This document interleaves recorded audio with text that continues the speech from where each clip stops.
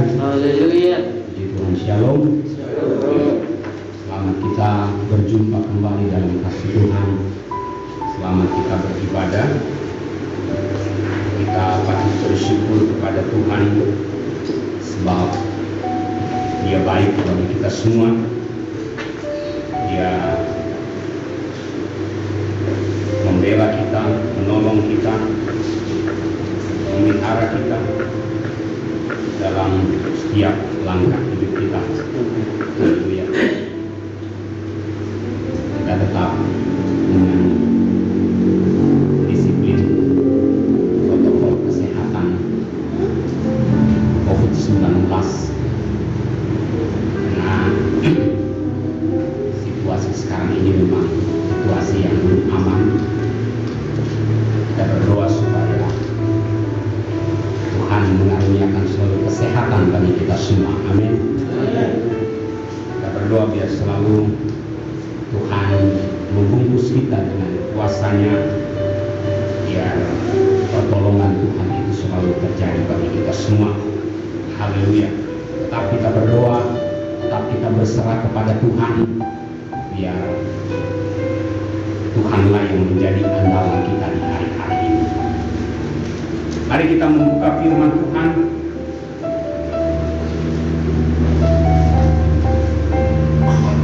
Kita kembali membaca kitab 2 Tawarikh pasal 32. Kitab 2 Tawarikh pasal 32 ayat 7 dan ayat 8. Kitab 2 Tawarikh pasal 32 mulai ayat 6 sampai dengan ayat 8. 2 Tawarikh pasal 32 mulai ayat 6 sampai dengan ayat 8.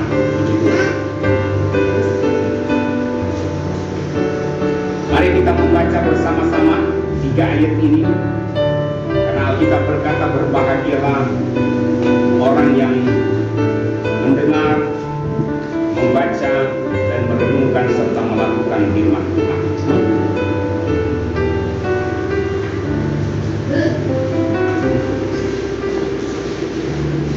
Mari kita mulai membaca ayat ini.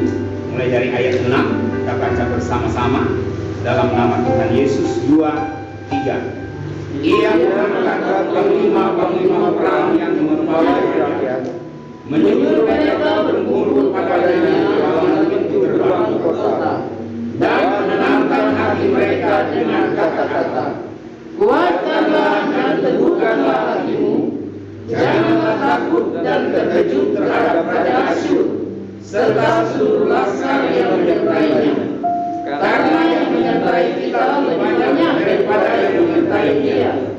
Yang menyertai dia adalah bukan manusia, tetapi yang menyertai kita adalah Tuhan Maha Kuasa. Ia membantu kita dan melakukan peperangan kita. Oleh kata-kata Hizkia Raja Yehuda itu, rakyat mendapat kepercayaannya kembali. Amin. Ayat 6 bagian terakhir berkata bahwa Hizkia berusaha untuk membuat bangsa Israel tenang. Lalu di ayat 8 bagian terakhir berkata, dengan kata-kata itu rakyat mendapat kepercayaannya kembali. Haleluya. Saudara yang kekasih di dalam Tuhan, artinya kalimat atau ungkapan kata-kata yang menenangkan hati dari Raja Hizkia bukanlah kata-kata yang keluar dari seorang yang hanya pintar berbicara. Hizkia bukan raja yang dipilih oleh Tuhan hanya untuk menjadi motivator bagi bangsa Israel, tidak. Tapi setiap kata, setiap kalimat yang keluar dari mulut Raja Hizkia yang membuat bangsa Yehuda menjadi tenang, itu karena disertai dengan kuasa Tuhan. Kata-kata atau kalimat-kalimat yang menenangkan hati ini didasari oleh iman percaya kepada Tuhan. Artinya dia tidak sekedar berbicara demikian. Dia tidak sekedar hanya mengeluarkan kalimat-kalimat yang indah. Kalau kita membaca ayat 7 dan ayat 8 berkata, kuatkanlah dan teguhkanlah hatimu. Janganlah takut dan terkejut terhadap Raja Asyur serta seluruh laskar yang menyertainya. Karena yang menyertai kita lebih banyak daripada yang menyertai dia. Haleluya. Raja Hizkia berusaha meyakinkan orang Israel. Untuk meyakinkan orang yang sudah dalam keadaan takut itu bukan hal yang mudah. Untuk meyakinkan orang yang sudah dalam keadaan gemetar. Kenapa? Karena musuh sudah di depan mata, bukan sekedar cerita lagi, bukan sekedar omongan lagi, tapi memang sudah mereka lihat dengan mata mereka bahwa musuh yang begitu banyak dari tentara Raja Asyur sudah mengepung atau mengelilingi mereka. Raja Yehuda yaitu Raja Hizkia datang dengan kata-kata, dengan kalimat-kalimat yang menguatkan mereka. Jangan takut. Alkitab berkata di ayatnya yang ke-7, kuatkanlah dan teguhkanlah hatimu. Janganlah takut dan terkejut terhadap Raja Asyur serta seluruh laskar yang menyertainya. Karena yang menyertai kita lebih banyak daripada yang menyertai dia. Bagaimana caranya Hizkia meyakinkan bahwa yang menyertai kita lebih banyak daripada yang menyertai mereka? Sementara yang disampaikan oleh Raja Hizkia adalah sesuatu yang tidak kelihatan, sesuatu yang belum kelihatan. Biasanya manusia akan lebih percaya, akan lebih cepat percaya kalau dia sudah lihat langsung. Tapi kalau belum melihatnya, itu masih 50-50. Bahkan mungkin mereka meragukan. Mana mungkin? Enggaklah.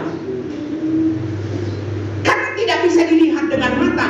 Kalau sesuatu yang bisa dilihat dengan mata, orang akan mudah percaya. Oh benar, saya sudah lihat tadi. Saya sudah lihat buktinya.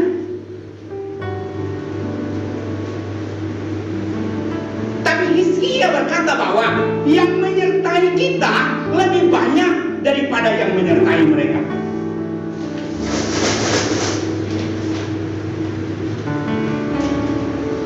Bahkan di ayatnya yang ke-8 berkata, yang menyertai mereka itu tangan manusia, tapi yang menyertai kita itu tangan Tuhan yang kuat. Yang menyertai kita adalah Tuhan Allah kita. Kalau sudah dalam keadaan takut, sudah dalam keadaan gemetar, sudah dalam keadaan cemas, sekalipun dengan memakai kata-kata Tuhan,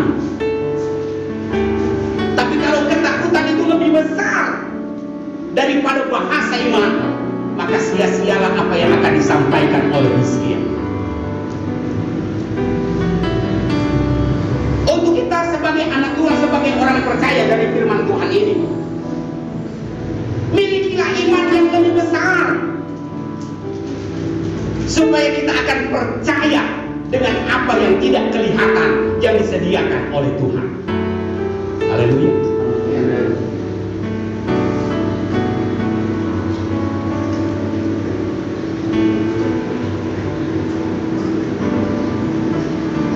Pengalaman Raja Hizkia ini bukan hanya sekedar isapan jempol belaka, tidak. Tapi mari kita mencoba dulu, kita buka dulu kitab 2 Raja-Raja. Kitab 2 Raja-Raja pasalnya yang ke-18.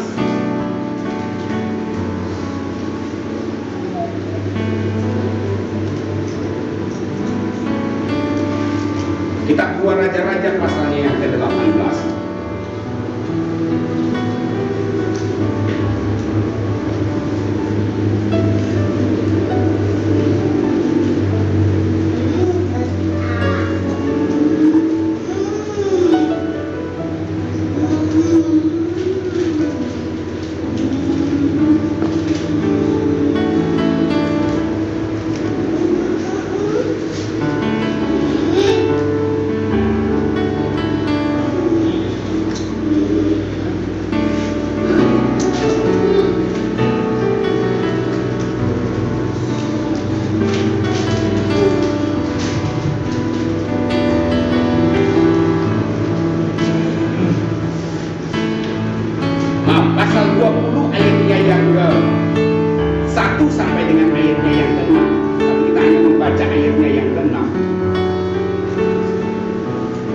Raja pasal 20 ayat 1 sampai dengan ayatnya yang ke-6.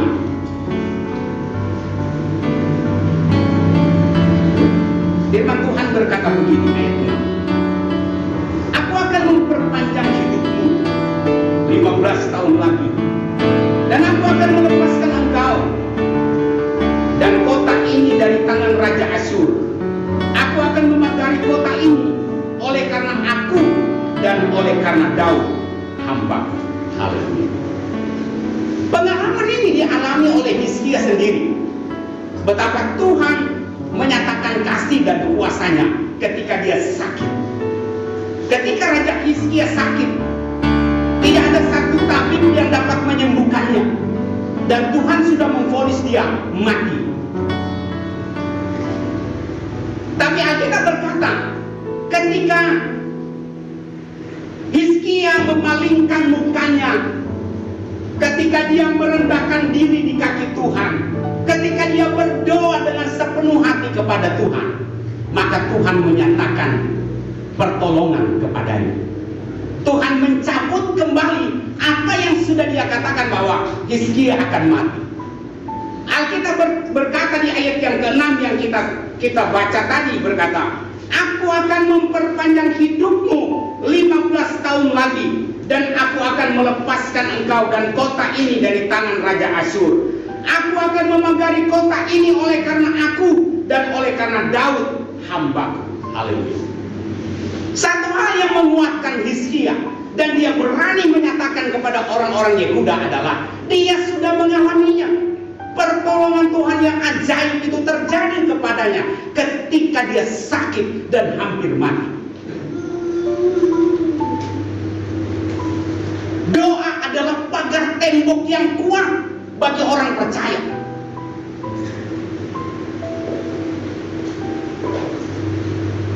Doa adalah tempat pelarian kita untuk kita terlepas dari apapun yang menjadi masalah hidup kita.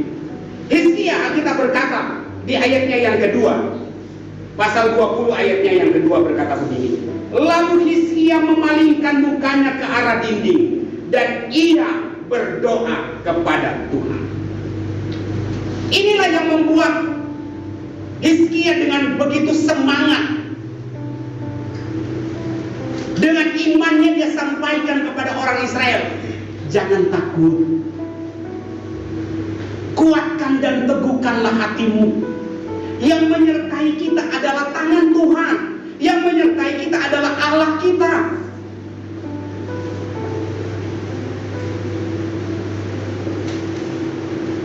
Hizkia mau supaya orang-orang Yehuda berpaling dan berserah kepada Tuhan.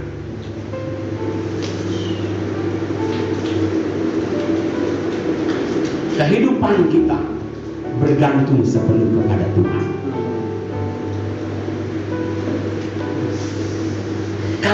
Kalau manusia, khususnya orang Kristen, khususnya orang yang percaya kepada Tuhan, kalau kehidupannya erat di dalam hubungannya dengan Tuhan, maka dia akan terpelihara oleh kasih karunia Tuhan. Tapi ketika dia hidup di luar Tuhan, ketika dia tinggal bukan di dalam Tuhan, dia hidup kepada hal-hal yang tidak disukai oleh Tuhan, maka kehidupannya akan mati. Kelihatan hidup secara jasmani, tapi di mata Tuhan dia sudah mati. Tapi saya percaya hari ini, siang hari ini, kalau kita ada di sini karena kita ingin hidup walaupun kita sudah mati, kata firman Tuhan. Sekalipun nanti kita dipanggil oleh Tuhan, tapi Tuhan menyatakan engkau hidup. Hizkia, Tuhan perpanjang hidupnya karena dia hidup di dalam Tuhan, hidup di dalam iman percayanya kepada Tuhan. Saudara yang kekasih di dalam Tuhan, orang yang hidup dalam kebenaran, orang yang hidup di dalam Tuhan, dia akan tinggal aman dalam pemantauan Tuhan. Mari kita mau bersandar dan berharap kepada kekuatan Tuhan hari-hari ini. Tidak ada yang dapat menolong kita, tidak ada yang dapat membela kita. Di situasi seperti sekarang ini, hanya Tuhanlah andalan kita, tidak ada lain. Sekalipun kita menjaga dengan apapun tubuh kita ini, tapi kalau kita hidup di luar Tuhan, maka sia-sialah semuanya. Tapi selain kita menjaga tubuh kita, rawat tubuh kita, dan kita hidup di dalam Tuhan, Alkitab berkata, kita pasti aman. Minggu yang pertama di akhir tahun 2020, tanpa terasa kita sudah di akhir tahun 2020. Kita sudah di minggu yang pertama akhir tahun 2020. Tidak lama lagi kita selesai dengan tahun 2020. Tidak seperti tahun-tahun yang lalu, kita dengan kemeriahan merayakan Natal. Tapi tahun ini kita tidak demikian. Apalagi 3 hari yang lalu sudah keluar instruksi Menteri Agama, Menteri Dalam Negeri, tentang ibadah Natal dan Tahun Baru. Ibadah Natal bisa dilaksanakan tanggal 25 Desember, tapi hanya cukup untuk bangku yang sudah disiapkan, tidak boleh lebih. Artinya 50%, dan ada kemungkinan kita akan bikin ibadah 2 kali, dari jam 8 ke setengah 10 dan dari setengah 10 ke jam 11 untuk ibadah tanggal 25 Desember. Kita tidak akan melaksanakan ibadah malam Natal di tempat ini, hanya tanggal 25 Desember dan tanggal 1 Januari, karena hanya itu yang dibolehkan dalam pelaksanaan ibadah Natal. Karena situasi memang belum memungkinkan untuk kita melaksanakan ibadah Natal dengan kapasitas yang lebih banyak. Jadi sekali lagi ada kemungkinan tanggal 25 Desember itu kita akan bikin 2 kali ibadah, dari jam 8 ke setengah 10, dari setengah 10 ke jam 11. Karena kapasitas gereja hanya dikhususkan dengan kursi dan bangku yang disiapkan, tidak boleh lebih dari itu. Jadi kalau ada yang jemaat yang datang tidak dapat tempat duduk, berarti dia harus ikut ibadah kedua. Tidak boleh 3 orang, tidak, kecuali 1 keluarga, 1 rumah boleh. Tapi kita berusaha untuk 1 bangku 2 orang saja, karena tanggal 25 itu otomatis kita pasti dikunjungi oleh